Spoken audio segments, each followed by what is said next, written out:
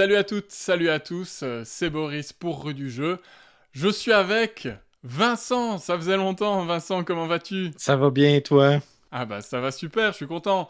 On a Ah enfin trouvé oui, un créneau pour enregistrer ensemble. C'est compliqué hein, ah parce oui. que bah, tu es au Québec, hein, donc il y a une forme de décalage horaire et puis on a chacun des vies bien remplies. Mais quand on parvient à se retrouver ensemble, vous savez ce que ça veut dire. On va parler de vieux jeux, on va parler de jeux sortis complètement de l'actualité et des écrans radars, mais qui ont toujours leur place sur vos tables, en fait, sur nos tables. Mhm.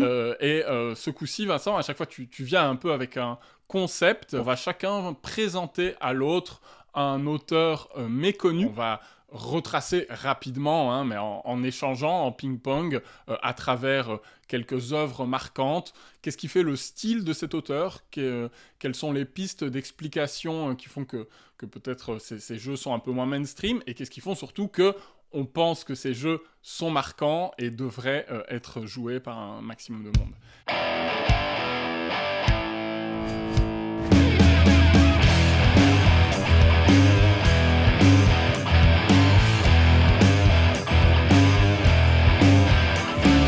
Je vais te donner la primeur de parler de ton auteur. Moi, je suis pas encore au courant et tu m'as dit probablement que je ne le connais pas, donc je vais découvrir des choses. Cet auteur-là, pour moi, c'est un fantôme. Cette année, j'ai essayé très, très, très, très fort de contacter différentes personnes d'Allemagne pour essayer de trouver cet auteur-là. C'est vraiment, là, on dirait que ce gars-là a complètement sorti des écrans. Écoute, j'ai fait une recherche Facebook, une recherche LinkedIn, rien du tout à son égard, ou très, très peu de choses. Il n'y a même pas de compte BGG, imagine-toi. Ah oui. Et son nom, oui, oui, non, c'est ça, il est complètement méconnu. Son nom, c'est Tom Schweppes, donc Schooeps, auteur qui, son dernier jeu actif sur BGG, on parle d'un jeu de 2021 qui est un petit jeu pour enfants, mais c'est pas de ces jeux-là que je veux nécessairement parler. L'auteur semble avoir été très, très, très actif là, à la fin des années 80 et tout au long des années 90. Là, il y a pratiquement 20, en fait, il y a 20 jeux à son actif dans cette ligne-là. Et puis après, complètement rien du tout. 2017, un jeu qui produit rien du tout, très très peu. 46 évaluations sur 46 ratings sur BGG. Et la raison pour laquelle je t'en parle, c'est parce que récemment, je fais vraiment une courte histoire. J'ai Cole Worley, qui est l'auteur de Root, Oath, etc., etc. Je suis sur un groupe, un groupe avec lui et il me demande cette année, il me dit Vincent, pourrais-tu me proposer des. Je m'en vais à SN, je vais aller chercher des perles dans les marchés de l'usager. Et il y a un de ces jeux-là, en fait, que je lui propose et qu'il va trouver. Et quelques jours plus tard, on réalise que Shut Up and Sit Down mentionne ce jeu-là dans leur podcast. Et donc là, après ça, eux ont joué par le biais de Cole. Et là, après ça, ça a fait un peu une espèce de traînée de poudre. C'est le jeu Bohrenschlau. Bohrenschlau, en fait, qui est un jeu de 91, injustement évalué à 5,9 sur 10. Ah, C'est une aberration. Bohrenschlau, en fait, sa particularité de ce jeu-là, c'est que premièrement, c'est un jeu que j'ai joué à de 3 à 6 joueurs et se joue relativement bien de 3 à 6 joueurs. Ça, c'est très étonnant. Mais c'est un auteur, en fait, puis dans Bohrenschlau, on a vraiment, vraiment sa signature qui va susciter beaucoup d'interactions entre les joueurs assis autour de la table et surtout qui va inciter, en fait, à cette forme-là de pas une collaboration, mais une forme de je veux, j'ai pas le choix de travailler avec toi pour hmm. avoir qu'est-ce que je veux. Mais en même temps, je veux des fois te mettre un petit coup en fait pour te briser les genoux. Bo Anschlau représente très très bien ça parce que on est des bergers et notre but en fait c'est de construire notre ferme et cette ferme doit en fait nécessairement partager une barrière avec notre joueur de gauche et notre joueur de droite. Et donc, nécessairement, quand je vais tout simplement construire à gauche, ben, je vais construire avec toi aussi cette belle petite barrière. Et évidemment, vient l'idée où est-ce que je veux en fait aller récupérer des moutons qui valent beaucoup de points et te laisser la rapace, donc les moutons qui valent rien du tout. Et on va en fait débouler cette petite barrière-là en fonction en fait de nos intérêts personnels.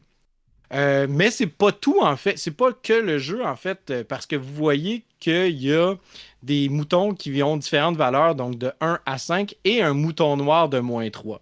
Donc évidemment, ce qu'on veut, c'est récupérer les moutons de haute valeur et donner les moutons -3 à ses adversaires.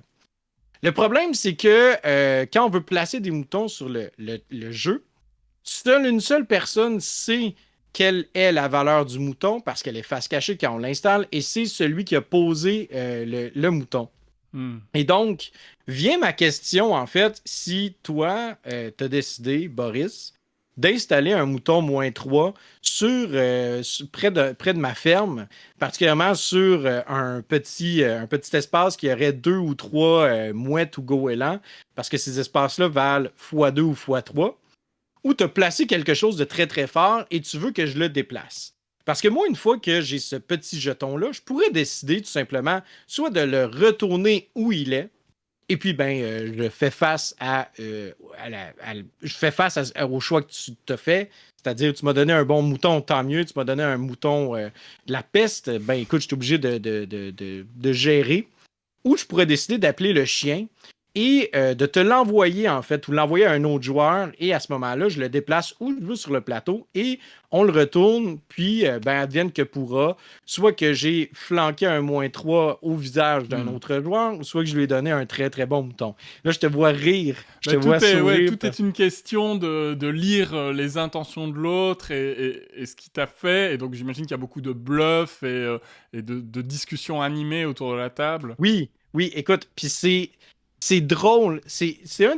En fait, c'est un des rares jeux qui m'a fait vraiment, vraiment rire à un point où est-ce que je me dis, OK, wow, je suis devant un jeu relativement de stratégie. C'est pas un jeu, en fait, de party c'est pas un jeu, en fait. C'est un jeu qui est léger, on va se le dire. C'est un jeu quand même familial. Mais c'est un jeu quand même qui offre un certain niveau de stratégie. Mais c'est l'idée que il y a des joueurs qui vont installer des trucs et ça va créer vraiment des fous rires parce qu'on se dit, OK, comment est-ce que tu as pu penser ça? Pourquoi est-ce que tu as fait telle chose? Ou pourquoi est-ce que pourquoi tu as mis un 5 puis tout ça? Puis ça, ça crée vraiment ces moments-là mémorables. Je te dirais, puis c'est un jeu que j'ai découvert il y a quoi, peut-être un mois ou deux, là. J'ai joué probablement une bonne vingtaine de parties avec des joueurs très, très, très aguerris. D'autres joueurs, j'ai joué avec ma famille, avec ma mère qui, bon, elle joue pas régulièrement à des jeux.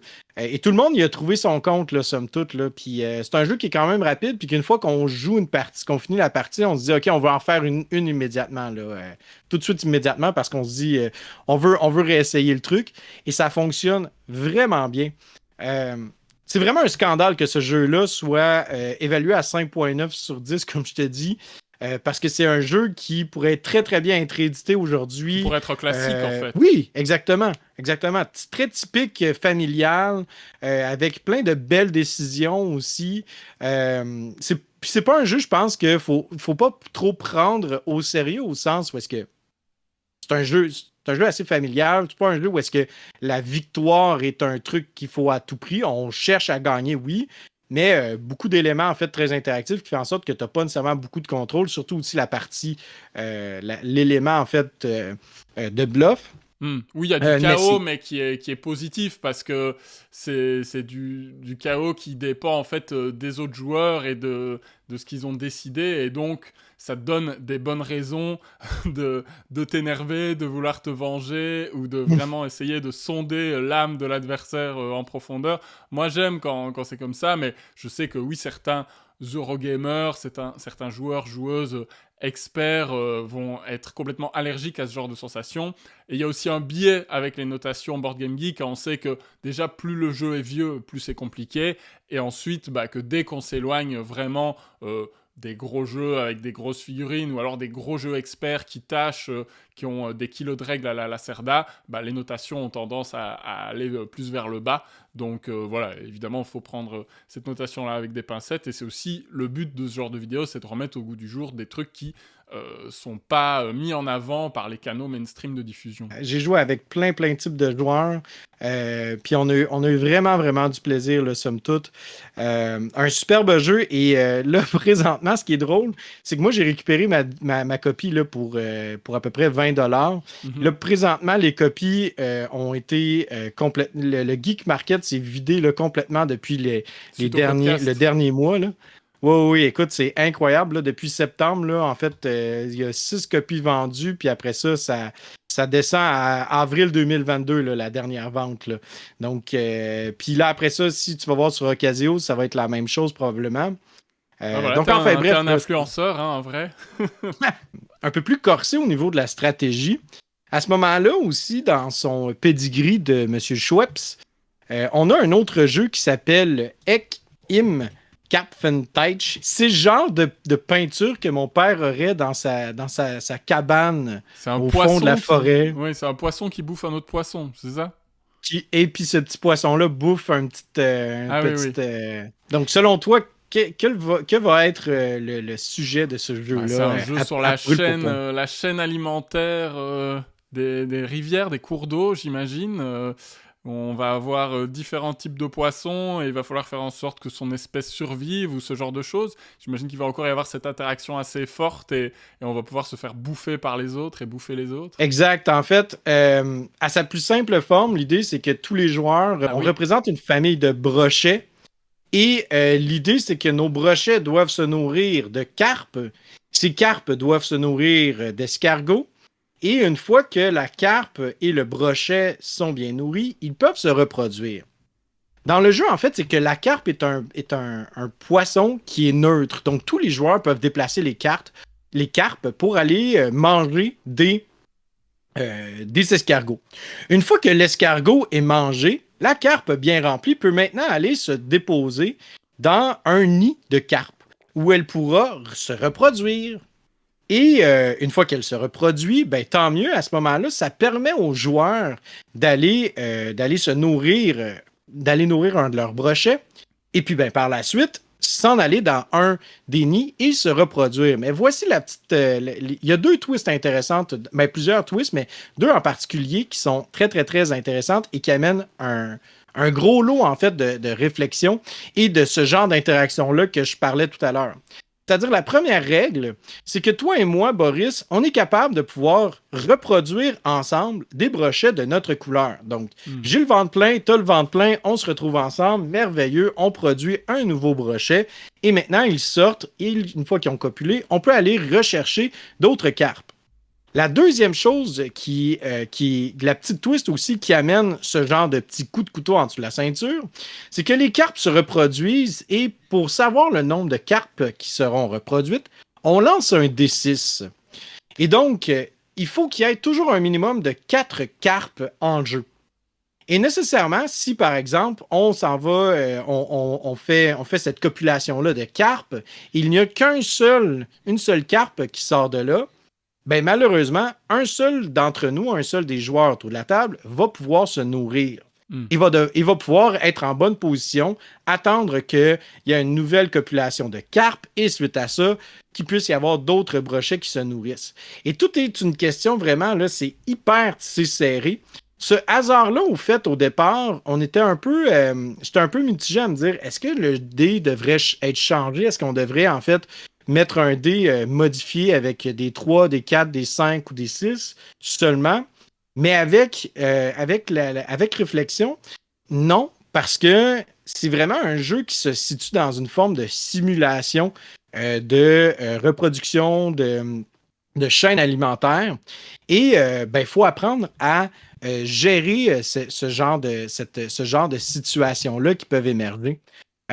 Et ça paraît tout anodin, ça paraît tout banal, ce jeu-là. Il est coté 2.0. Ah oui. Et pourtant, les décisions, comme niveau de lourdeur, et pourtant, les décisions sont vraiment lourdes de conséquences. Ce qui amène, en fait, le fait que ce soit tellement serré, requiert aux joueurs de devoir collaborer jusqu'à un certain point ensemble.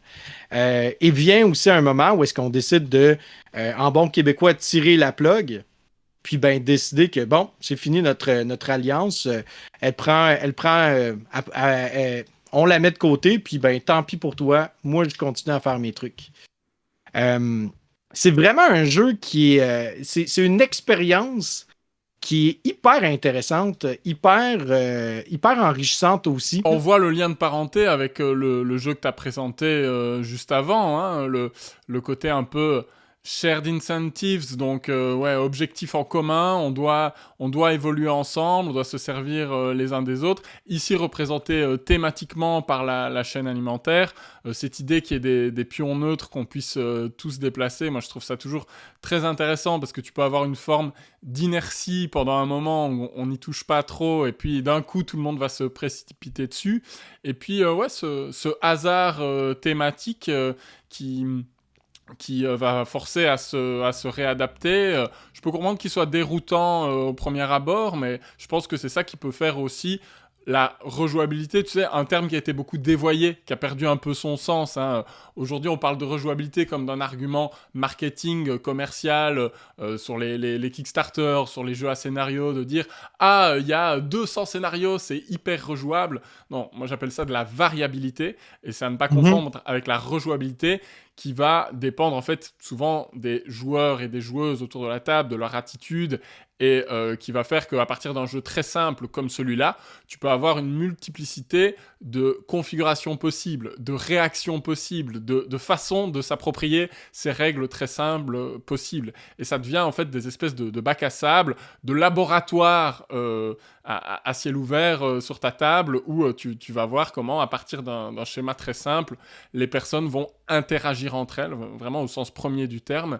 Et c'est ça qui est assez fascinant avec ce genre de jeu un peu à l'ancienne, je trouve. Oui, puis il y a aussi en fait un élément que je trouve qui m'interpelle de plus en plus en fait dans les jeux édités dans les années 90-2000.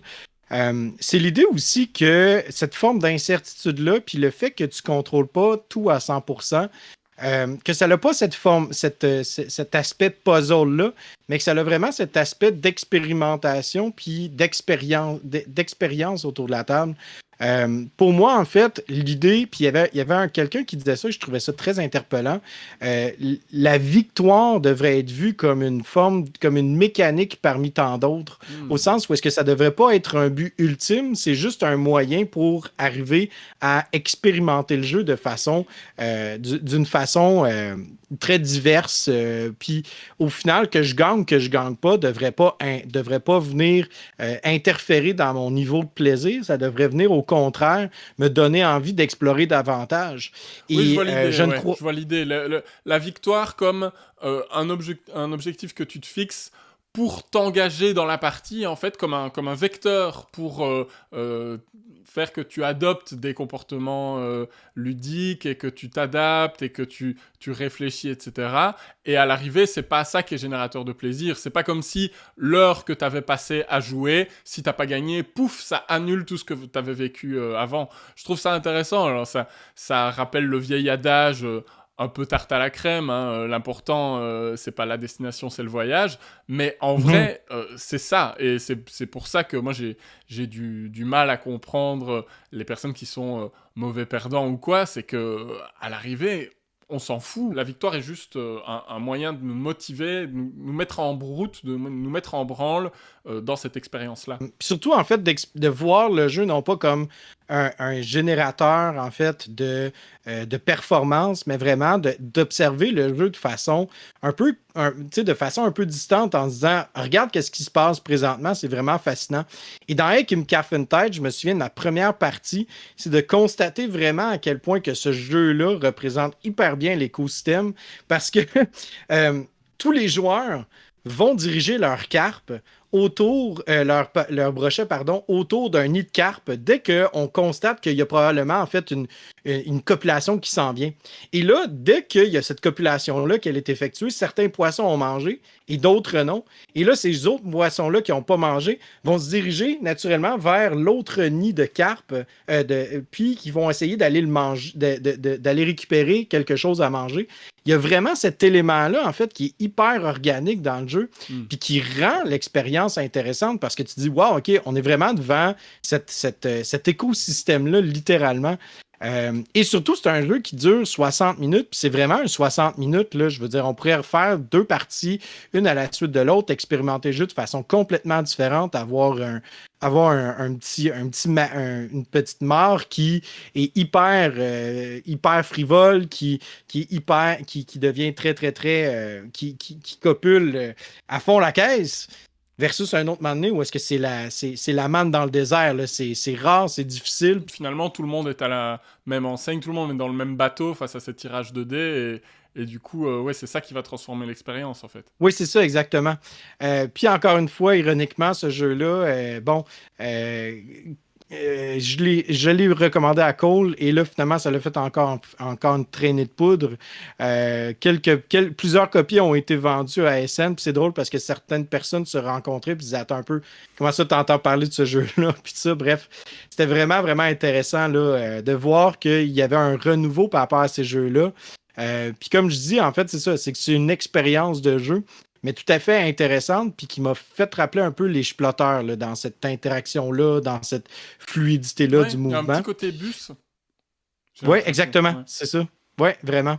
Et pour conclure, en fait, si vraiment on veut encore plus aller dans un créneau peut-être plus encore précis, avec un jeu où est-ce que ça va nous demander de cumuler des points, ces fameux précieux sacro-saints points de victoire, eh bien, en 95, Tom Shops a produit ce jeu-là qui s'appelle Sternenhimmel.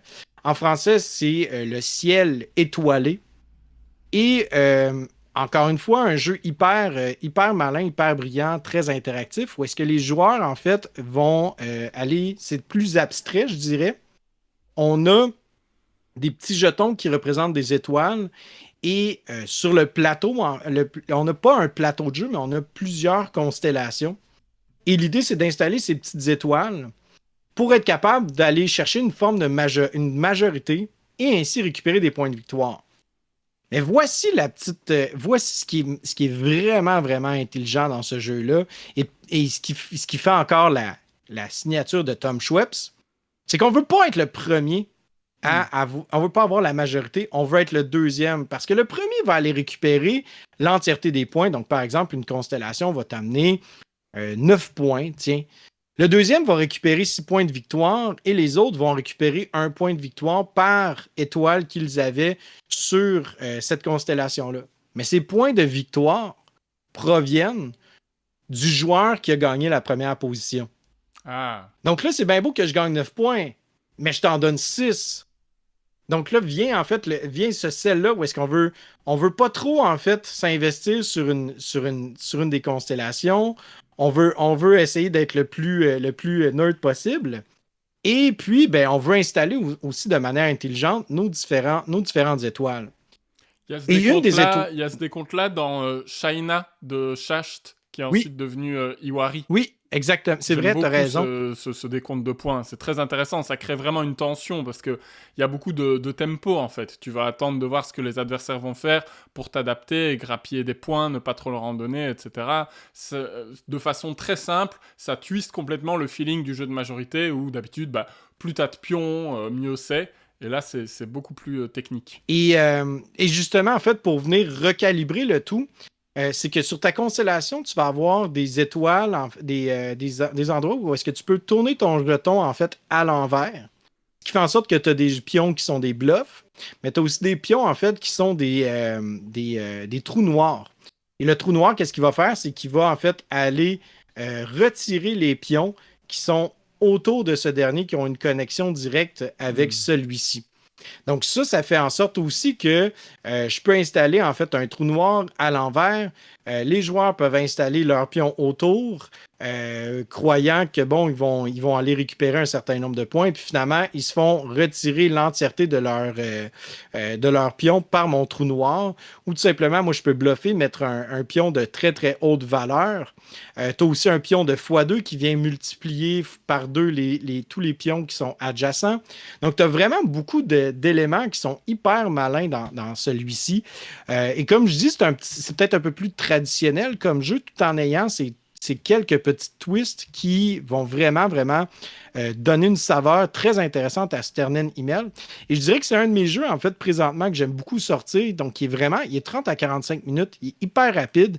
Il se joue jusqu'à 5 joueurs. Donc, évidemment, plus on a de joueurs, plus c'est chaotique en tant que tel. Mais pour moi, j'aime beaucoup cet élément-là d'incertitude qu'amène un nombre élevé de joueurs. Mais ça se joue très bien aussi à 3 joueurs si on veut quelque chose de plus stable, puis qu'on veut vraiment développer une stratégie à long terme sur différentes constellations. On retrouve encore cet élément un peu de bluff, de pouvoir vraiment complètement mettre par terre les plans des autres. Mais voilà, c'est ça qui crée des coups d'éclat, quoi. Je vois très bien le moment où tu retournes ce jeton trou noir et bam, ça a un impact d'un coup sur le plateau. C'est des moments mémorables, en fait. C'est des séquences de jeu où tu te souviens. Et comme tu dis, le fait que les parties soient rapides, en plus, renforce le sentiment qu'il s'est passé beaucoup de choses en peu de temps. Ce côté dense, non pas la densité des règles, mais la densité des moments vécus et cette envie d'en refaire une derrière. C'est des jeux qui me correspondent aussi beaucoup, je pense. Puis c'est drôle aussi parce que il y a une des parties que j'ai jouées quand j'étais en France avec, je sais pas si tu connais The Incredible avec Jean-Charles, Joël. Ben oui, exactement. Donc c'est vraiment drôle parce que je m'assieds avec Jean-Charles. Et on est avec 2 autres personnes, donc des amis très proches. Je salue Jonathan et son fils. Et Jean-Charles et moi, chaque fois qu'on retourne pour révéler, on joue exactement de la même manière. Donc ça devient frustrant parce qu'on se dit, attends un peu, je vais changer mon style de jeu, puis tout ça, mais on change exactement notre style de jeu de la même manière, ce qui fait en sorte qu'on se bloquait toujours. C'était vraiment, vraiment drôle de voir cette interactivité-là, puis cette manière-là, puis cette connexion-là, de se dire, attends un peu, tu me tapes royalement sur les nerfs, puis pourtant, on pense de la même manière. Il y avait comme une connexion qui s'est créée, tu sais. Donc, encore une fois, la victoire étant un peu instrumentale au plaisir, mais qui reste quand même un objectif, on s'entend là, de fond. Ça faisait en sorte qu'on était capable de reconnaître cette complicité-là, malgré le fait que c'est pas nécessairement dans une victoire qu'on l'ait retrouvé. Là. Je te lance la balle, puis j'ai très très hâte qu'on discute là, de ton auteur, parce que selon moi, c'est encore une fois un auteur qui est trop méconnu. Ouais, alors moi j'ai vendu la mèche, mais tant mieux, ça m'a fait une forme de validation, parce que j'hésitais un peu, hein, comme on se le disait en off avant de démarrer. Ça dépend où on met le curseur de méconnus. Voilà, il y a des noms qui, pour nous qui sommes vraiment passionnés, qui sommes dans le milieu depuis plus d'une dizaine d'années, bah il y a des noms qui nous paraissent vraiment évidents, et puis en même temps c'est des noms des personnes qui sortent plus tellement de jeux, comme Michael Schacht que t'affectionnes beaucoup, et moi aussi, ou Stéphane Dora. Voilà, c'est des noms qui sont entrés dans l'histoire du jeu de société moderne, mais c'est sûr que le grand public les connaît pas, et même dans les joueurs un peu pointus, je pense qu'on est une minorité à le connaître. C'est pas pour faire le malin, c'est juste que objectivement, ces auteurs-là ne sont plus trop dans l'actualité, à part avec des rééditions, etc. Et moi, il se trouve que, hasard du calendrier, j'ai choisi un auteur qui vient d'être mis sur le devant de la scène, c'est Emanuele Ornella. Pourquoi ? Parce que Garfield Games vient d'annoncer un Assyria Second Edition, donc Assyria qui est probablement le jeu le plus connu d'Emanuele Ornella, moi celui que je connais le mieux et que j'apprécie le plus. C'est ça qui remet un peu Ornella sur le devant de la scène. Son nom est sur la boîte, mais il y a aussi Shem Phillips et S.J. McDonald, donc les 2 auteurs de quasiment tous les jeux Garfield Games, parce que ils vont mettre le jeu un peu à leur sauce, ils vont le pousser plus loin, etc.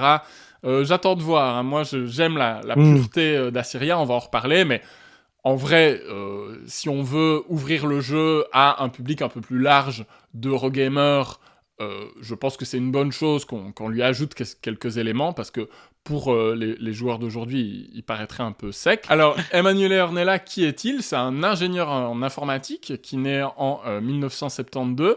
Et pendant un temps, il va auto-éditer tous ses jeux, en fait. Il crée sa propre boîte, Mind the Move, et des visuels dont on sent qu'ils sont plus ou moins faits maison, hein.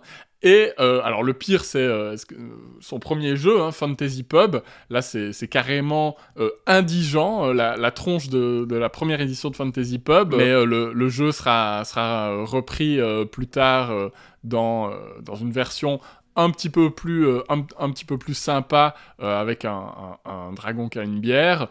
Et puis, j'ai appris qu'il avait même été réédité en 2022.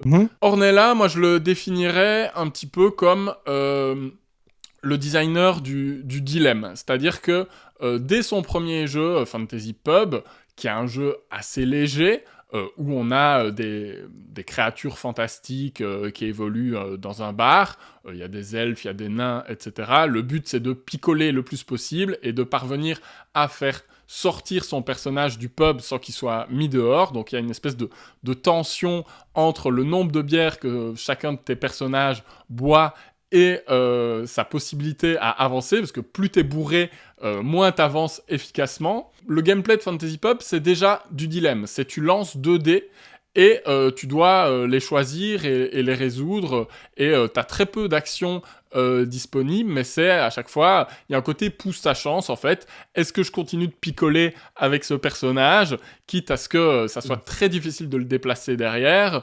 mais il va me scorer plus de points, ou est-ce que je suis plus sage, est-ce que j'essaye de me diriger vers la sortie, avec un côté déjà très interactif, parce que, comme dans Assyria qui arrivera plus tard, on a un espace partagé assez restreint, ce bar avec 6 tables, et évidemment, si on s'assied à la même table, il y a une espèce de hiérarchie des personnages. Les elfes sont plus faibles que les nains, qui vont être plus faibles que les ogres, etc. Et tu dois payer un coup à boire à tous les personnages qui sont plus hauts que toi dans la hiérarchie. Et tu ne peux pas sortir du bar avant d'avoir dépensé un certain montant.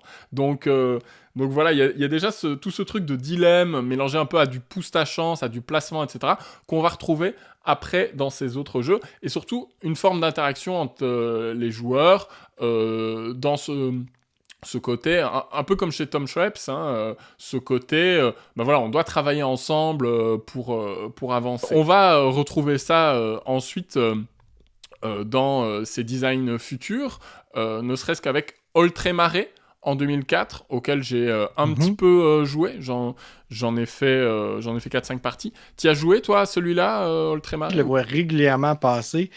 C'en est un qui m'intriguait. Que malheureusement, moi, j'ai pas nécessairement. J'ai pas eu la chance encore là, de mettre sur la table, mais définitivement, là, c'est un. C'en est un là, qui, là, maintenant que tu en parles, puis je vois aussi qu'il y a de l'échange, qu'il y a de la négociation, échange, puis tout ça. C'est ça. Il y a une espèce de mécanisme de gestion de main avec de la collection. Donc, ça rappelle un petit peu les piles d'un Bonanza, par exemple. Tu dois essayer d'avoir la séquence la plus longue possible dans un type d'objet. Comme dans un Bonanza, toujours, il y a cette forme de négociation où les cartes, elles ont plusieurs fonctionnalités. Elles te donnent à la fois la taille de main à laquelle tu auras droit à ton prochain tour. Elle te donne ta capacité de commerce, ta capacité de navigation. Donc voilà, tu as ce côté assez moderne, hein, des cartes à usage multiple où tu dois tout le temps choisir comment les utiliser.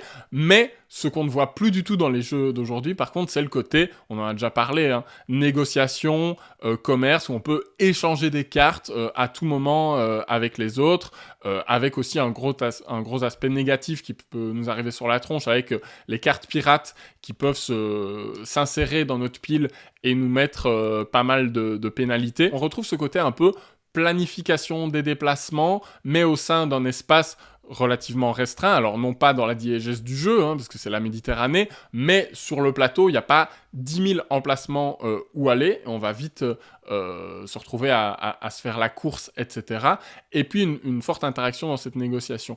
Alors ces deux jeux, Fantasy Pub et Oltremare, probablement qu'ils sont pas terribles ou qu'ils ont mal vieilli. En fait, j'y ai plus joué depuis des années et des années, mais j'en garde un souvenir assez fort de jeux qui sortent du lot par justement cette interaction, ce partage de l'espace, etc. Après, moi, Ornella, je le perds de vue, en fait. Il fait Il Principe en 2005, qui est un jeu d'enchères. Il fait Hermagor en 2006, qui est un jeu de parcours et de majorité. Donc là aussi, planification des déplacements et interaction sur un espace réduit. Il y a Byzance en 2008, qui a aussi des mécaniques d'enchères. Martinique en 2009, qui inclut du bluff. Donc voilà, on sent qu'il y a pas mal de composantes humaines dans tous ces jeux-là. Je sais pas s'il y en a certains auxquels t'as joué dans ce lot. En fait, moi, les jeux que j'ai joué à Air Syria il y a très longtemps. J'ai une copie d'Hermagor qui traîne, que j'ai entendu que du bon de celui-là.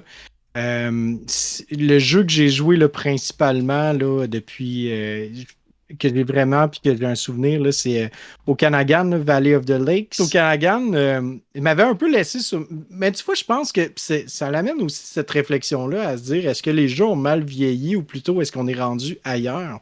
Okanagan est très intéressant, là, je vais le dire comme ça, c'est un Carcassonne un petit peu plus moderne ou puis qui va garder en fait le même essence. Là. Il va avoir une partie en fait évidemment de majorité. Il va avoir aussi un élément de set collection où est-ce qu'on va s'installer. Puis le but en fait c'est vraiment d'aller récupérer ces endroits-là qui vont valoir plus de points, mais en même temps qu'on va pouvoir réclamer certains types de jetons qui vont te donner aussi des points de victoire en fin de partie. On est on est dans quelque chose de quand même connu. Et c'est là où est-ce que moi, peut-être, puis par contre, évidemment, on fait un peu tout, pas en simultané, mais on fait un peu tout ensemble sans jamais pleinement être en interaction. Puis c'est comme ça que je le vois beaucoup, c'est qu'il y a des jeux à une certaine époque où est-ce que le système, en fait, il y avait une inertie dans le système qui nous amenait à interagir ensemble. D'où la raison pour laquelle les mécaniques d'enchères étaient quelque chose de très, très, très populaire. Et finalement, qu'est-ce qui s'est passé? C'est qu'à un certain moment donné, c'est qu'on a commencé à s'intéresser davantage au système plutôt qu'à l'interaction. Ce qui est correct, ce qui est légitime, mais aujourd'hui, on se retrouve avec des jeux et c'est peut-être moins mon style à moi. Je dis pas ça de façon un peu condescendante. Mais on est dans des jeux où est-ce qu'on interagit avec le système et le système va interagir avec les autres joueurs. Et c'est là, moi, où est-ce que j'ai un petit peu plus de difficulté, je te dirais, dans la nouvelle vague. C'est que moi, j'ai envie de jouer avec toi, j'ai envie de me confronter à ton esprit. Et je trouve que dans certains jeux comme Assyria, il y avait vraiment ce besoin-là, en fait, qu'on avait des comme tu disais tantôt, pas des shared incentives, mais on avait en fait un conflit commun, où est-ce qu'on avait ce côté-là qui était très tissé serré. Et on se disait, ben, faut que je fasse des sacrifices et faut que j'en laisse à l'autre joueur. Et on avait nécessairement Assyria, c'est un jeu qui pourrait amener des joueurs à interagir, à discuter autour de la table. C'est pas un jeu que tu peux jouer en silence parce que ben, faut que tu annonces certaines de tes intentions pour tout simplement essayer d'arriver dans un terrain d'entente. Et le jeu, en fait, que j'ai en contraste, et on en avait parlé un petit peu avec Benjamin à l'époque, c'est Barrage. Où est-ce que Barrage, en fait, on pourrait avoir cette interaction-là, mais elle n'est pas intrinsèque au jeu parce que tous les joueurs doivent garder leurs intentions cachées. Puis pas trop en dévoiler parce que sinon, ils vont dévoiler une pièce du puzzle qui pourrait les ralentir. Puis tu vois, cet élément-là, je le trouve pertinent dans les jeux puis qui correspond davantage à moi. Donc, quand tu disais Ultramaré peut-être a mal vieilli, en effet, peut-être qu'il a mal vieilli dans cette optique-là du jeu un peu plus un peu moins interactif, plus engagé envers le système qu'envers les joueurs. Mais je pense que c'est ça, c'est que ça reste dans le style de jeu, dans l'approche que l'on a par rapport au jeu. Là. Je pense que c'est peut-être un des éléments explicatifs du fait que Ornella est un peu sorti des écrans radars parce que, en fait, il a continué avec sa maison d'édition, mais ça a commencé à complètement péricliter, et puis il est allé vers d'autres éditeurs, et en fait, il l'a relancé en 2022 avec Hermagor Market, un jeu à cocher et à imprimer. Il a fait un petit Kickstarter tout discret qui a levé 1400 €. Je pense qu'il a tenté quelque chose, il a tenté de se mettre au goût du jour, de faire du jeu grand public, moins interactif, un peu plus lisse, tu vois, et tout en gardant ses fondamentaux. Donc il a fait une espèce de grand écart entre son jeu de 2006 et la mode de l'époque qui était les jeux à cocher, même si à mon avis il a pris le train un poil en retard, hein. Il est arrivé après Welcome to the Moon et toutes ces références là, et là tu vas sur le site Mind the Move, tu as ça, Hermagor Market lancé en grande pompe, et c'est peu dire que ça a pas fait grand bruit.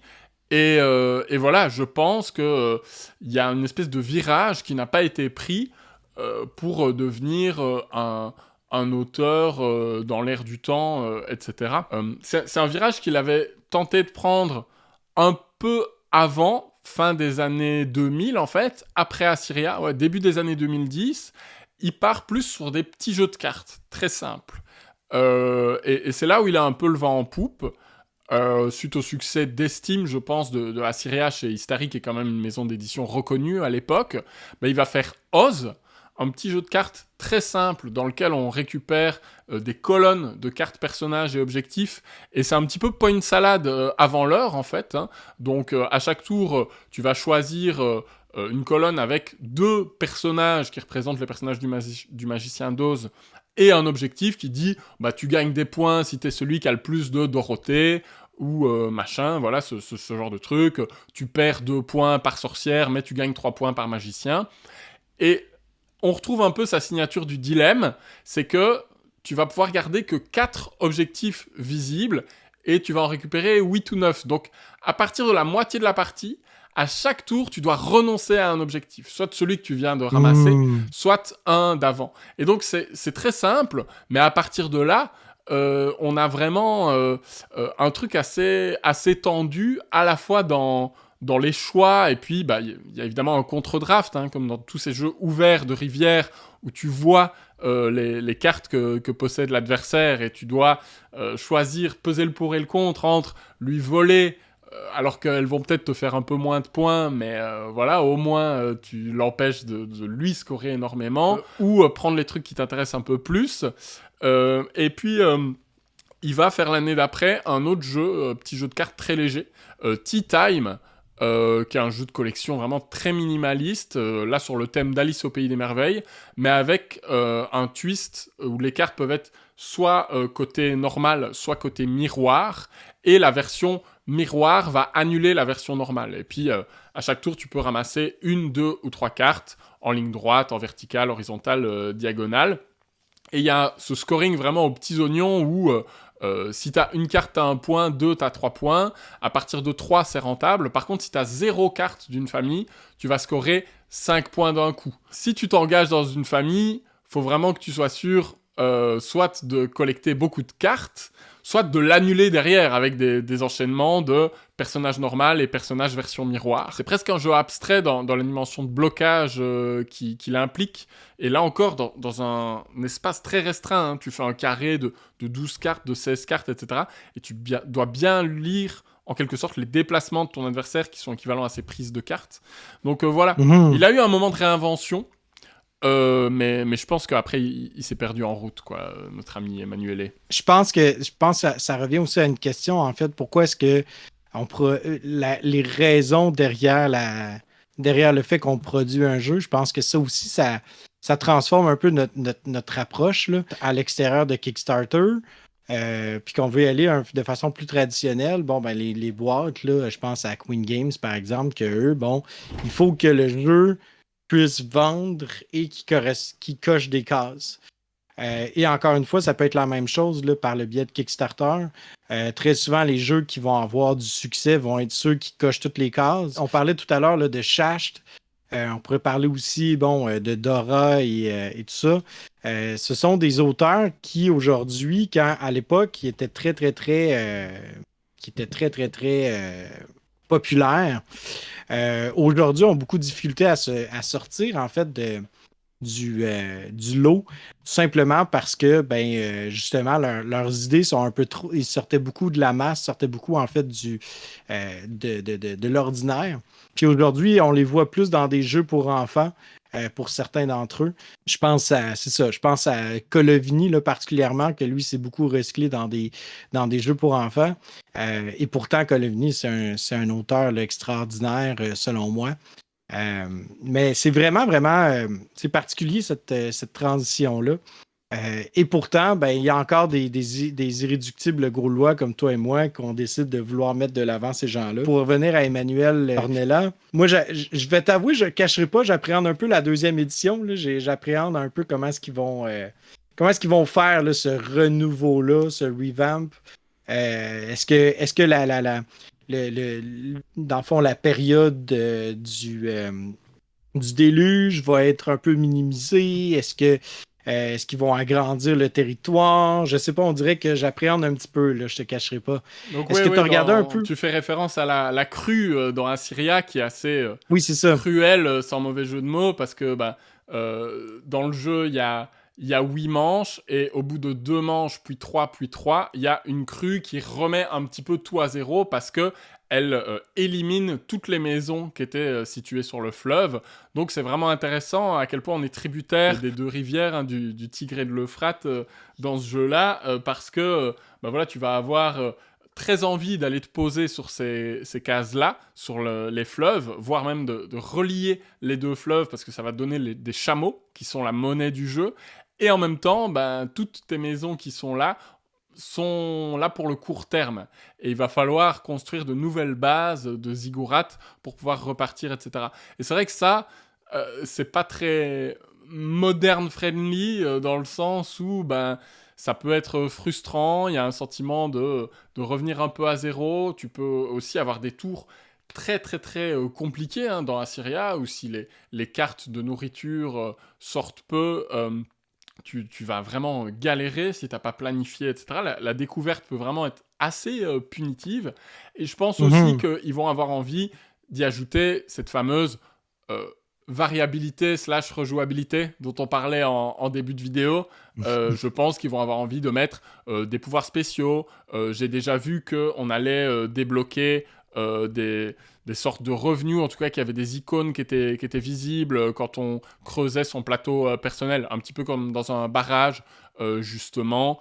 On voit qu'il y a la fameuse icono de Garfield Games en bas de plateau, etc. Donc moi j'espère qu'ils vont pas trop en mettre, qu'ils vont parvenir à garder ce feeling du dilemme à la Ornella, où en fait t'as peu de choix, les axes stratégiques sont vraiment précis et se comptent sur les doigts d'une main, et tout va être une question vraiment d'interaction, de tempo, de comment est-ce que tu vas te placer dans l'ordre du tour. Des fois, tu as envie d'être premier absolument pour aller prendre certains espaces cruciaux sur le plateau, qui est vraiment un espace volontairement restreint, et qu'on réduit aussi en fonction du nombre de joueurs. J'espère qu'ils vont garder ça aussi, parce que ça se joue très bien dans toutes les configurations, pour cette raison-là.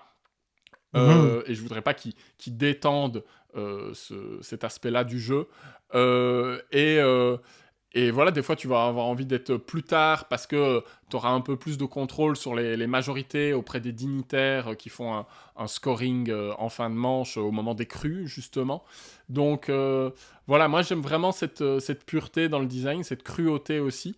Mais voilà, j'en parlais un petit peu avec Mathieu Verdier de Sorry We Are French, qui remet certains jeux au goût du jour, notamment Iki, etc.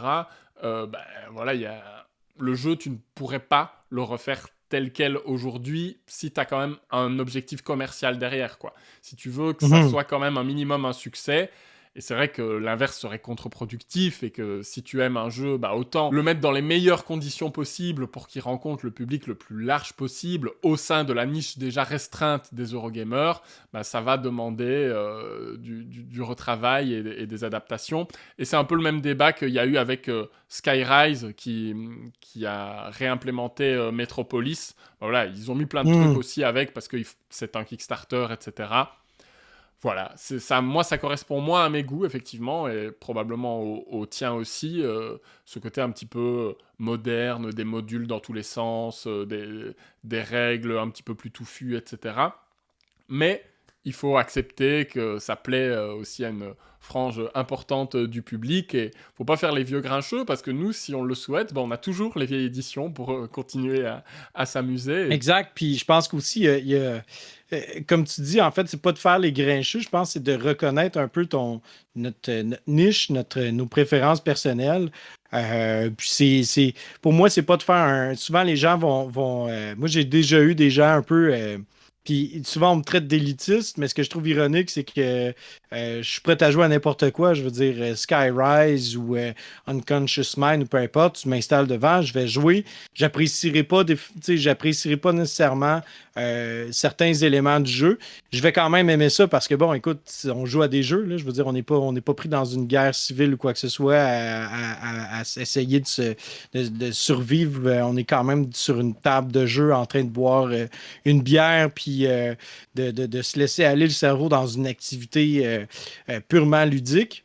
Mais ce que je trouve ironique de certaines personnes, c'est de me faire dire que je suis élitiste alors que pour certains, je veux dire, je les pose devant un jeu un peu plus terne, comme par exemple Assyria, puis déjà là, il y a des préjugés ou il y a des préjudices qui se créent par rapport à ce jeu-là. Donc au final, qui est élitiste d'une part. Personnellement, il y a aussi cet élément-là qui m'interpelle de ne pas nécessairement m'inscrire dans cette forme-là de marketing parce qu'on garde la passion du jeu, on garde le désir de vouloir jouer à un jeu pour découvrir, pour socialiser, on n'est pas dans cette espèce de vague-là de consommer la prochaine nouveauté. On est vraiment là pour interagir ensemble, s'amuser, expérimenter quelque chose. Et ça fait aussi en sorte que si, par exemple, un jour je désignais des jeux, j'aurais pas en tête de vouloir faire un montant ou de vouloir devenir un designer à temps plein. J'aurais cette envie-là de faire un jeu et que ce jeu-là, j'ai envie d'y jouer moi personnellement et que quand je le partage avec d'autres joueurs, ben ces joueurs-là ont envie de jouer aussi, ont envie de jouer à mon jeu. Puis quitte à ce que il y ait un 3000 copies qui se vendent, ben tant pis, tant mieux. S'il y a moins de 3000 copies, tant mieux aussi. L'idée, c'est aussi de reconnaître que c'est un accomplissement en soi là, de produire, de créer un jeu, de développer un jeu, puis de l'amener à aboutissement, plutôt que de le voir comme un bien de consommation, c'est de le voir aussi comme un accomplissement personnel, un projet qui est satisfaisant, peu importe son impact monétaire. Donc pour moi, en fait, je suis pas mal à l'aise de me retrouver un peu plus là-dedans. Là. Puis je pense qu'il y a aussi des communautés qui sont là pour nous rappeler comment je peux dire, cette importance-là de rester intègre avec tout ça. Non pas que les gens qui sont en désaccord ne le soient pas, mais qu'on reste intègre envers nous-mêmes puis qu'on dise, ben nous, en fait, on a envie de redécouvrir des vieux jeux. Ben, les boîtes d'une certaine époque sont plus petites. Il y a moins de matériel. Ouais. Donc, c'est plus facile à mettre sur la table. Jouer à Prince. Ouais, c'est ça. Mais tu vois, jouer à Prince de la Renaissance de Martin Wallace, il y a un joueur qui s'installe et qui dit waouh, OK, on a juste besoin de tout ça comme matériel pour jouer à 6 joueurs. Puis il y a un ami à moi qui répond de façon ironique, qui dit oui, parce qu'à cette époque-là, on n'avait pas besoin de mille et une affaires pour avoir l'air de jouer à un jeu de société. Mais tu vois, c'est quand même ça la réalité. Pour moi, quelque chose qui est fabuleux dans, par exemple, un jeu comme Metropolis, que je ne l'ai pas encore joué, mais c'est de s'installer, de jouer au jeu, puis en quelques minutes, on a déjà fait le setup, on est prêt à mettre les règles en place, puis après ça, jouer, versus dans d'autres jeux, comme par exemple, je fais parler de Foundation of Rome, qui est un peu... écoute, c'est beaucoup, beaucoup de matériel pour un gameplay très générique, je vais le dire comme ça. Là. Puis en même temps, où est-ce que tu places ça? C'est peut-être ça aussi qui a fait que Ornella ait raccroché les gants, je pense, et peut-être qu'il reviendra, peut-être que ce retravail sur la seconde édition d'Assyria va lui donner envie de refaire des jeux, je sais pas, même si je sais pas à quel point il est impliqué, mais je pense que il y a, à mon avis, cette idée, quand t'es pas devenu t'as pas eu ce déclic, ce tremplin pour devenir auteur à temps plein, ben je pense que tu chéris aussi le fait de faire des jeux qui te plaisent, qui te ressemblent, qui ont une certaine cohérence avec ce que tu as déjà produit. Et le fait qu'il ait essayé d'aller vers un terrain totalement différent avec ce petit jeu à cocher où j'y ai pas joué, mais où j'imagine l'interaction était minime parce qu'il était mis que tu pouvais jouer de 1 à 99 sur le site. Donc on voit bien ce genre de jeu auquel tout le monde joue en même temps dans son coin sur sa feuille. Et que ça n'ait pas du tout marché, je pense qu'il a eu ce truc de se dire bon voilà, tant pis, je vais pas pousser le truc outre mesure et restons sur les fondamentaux de ce qui me plaît. C'est une leçon intéressante et que c'est important de montrer aussi ces designers-là qui sont moins connus tout simplement parce qu'ils sont moins omniprésents que des Bruno Catala, des Théo Rivière ou voilà, ou même des Cole Wehrle qui dans leur niche vraiment particulière, ont réussi à trouver leur public et à sortir des œuvres, pas très souvent, mais elles ont un tel impact, une telle résonance que les gens citent ton nom pendant longtemps. Mais voilà, c'est bien qu'on ait rendu aussi justice à ces deux auteurs qui ont moins marqué les esprits, mais qui tout de même nous ont marqué en tant que joueurs sur la simplicité, l'efficacité et la dimension interactive de leur design. Je pense que c'est rafraîchissant de savoir qu'on n'a pas besoin de payer non plus des copies à des prix de fou, à aller sur Kickstarter, d'avoir l'air de manquer le bateau si on ne back pas, de se dire que, écoute, au final, un jeu comme Assyria, je suis capable d'aller me chercher une copie pour 20 balles ou quelque chose comme ça. Ah, mais que je vais quand règle, même... Maintenant que tu en as parlé, ça y est, il va exploser à 100 €. Vincent, oui, merci beaucoup. Merci à toi. On se retrouve bientôt pour une prochaine exploration des tréfonds archéologiques ludiques pour que tu nous sortes des vieilleries, des pépites dont tu as le secret. On te retrouve sur le podcast Balado Ludique. On est en pause actuellement. Mais je fais beaucoup le tour là, présentement. Écoute, il y a des podcasts américains qui m'ont demandé de faire des trucs. Il y a aussi Board Gems avec Daryl qui m'a proposé qu'on commence à faire des vidéos ensemble. Bref, écoute, je suis quand même là, ici et là. J'apparais à certains endroits. Écoute, c'est ça être un vagabond, hein, faut croire. Super, merci encore pour ton éclairage et pour ce concept. Ça m'a fait très plaisir. Et à bientôt pour une prochaine vidéo. Ciao, joueurs. Oui. Yes, bon jouage.